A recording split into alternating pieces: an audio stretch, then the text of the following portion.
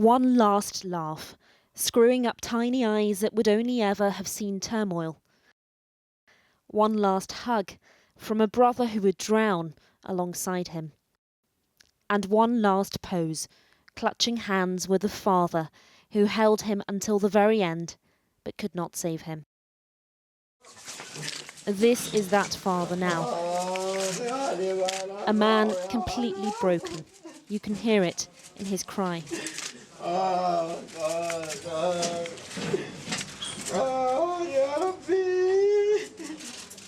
The tiny lifeless body washed up on a Turkish beach was his son. Not the first child in this situation, and unlikely to be the last. But 3-year-old Aylan Kurdi has become a heartbreaking symbol of a crisis. بعدين حملنا حالنا ومشينا بهالبحر مدة 4 دقائق 5 دقائق. We went into the sea for 4 minutes, and then the captain saw the waves are so high, so he steered the boat, and we were hit immediately. He panicked and dived into the sea and fled. I took over and started steering. The waves were so high, and the boat flipped. I took my wife and my kids in my arms, and I realized they were all dead.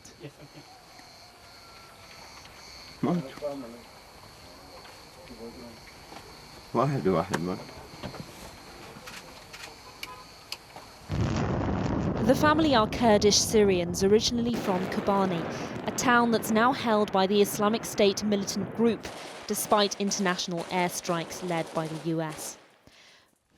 For a time, Abdullah Kurdi worked in Damascus as a barber. With the outbreak of war, he fled with his wife Rhian and sons 5-year-old Galip and 3-year-old Aylan.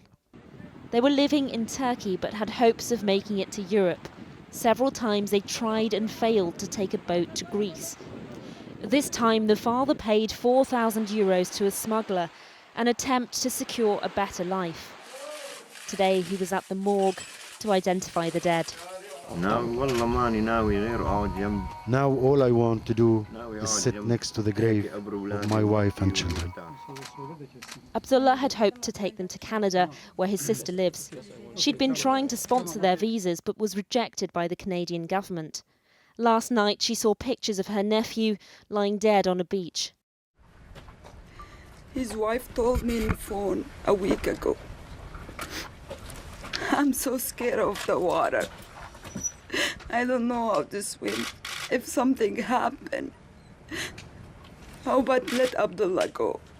I don't want to go." But I guess they decide they want to do it all together. Those 2 kids, they didn't see a good life at all. Barely begun lives ended in the most horrific way. They escaped death in Syria, only to meet it trying to get to European shores. An image of a child that's shocked the world, but can it stop others suffering the same fate?